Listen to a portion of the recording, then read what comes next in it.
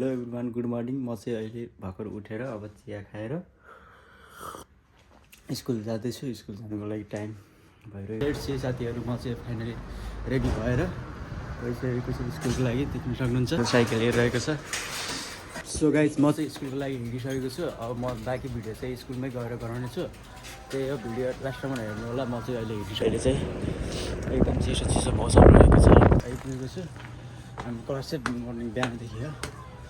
यो हाम्रो स्कुल हो। म चाहिँ स्कुल आइसकेको छु।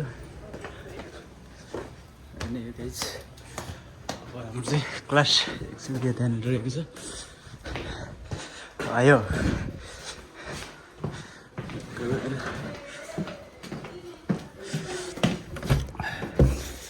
आयो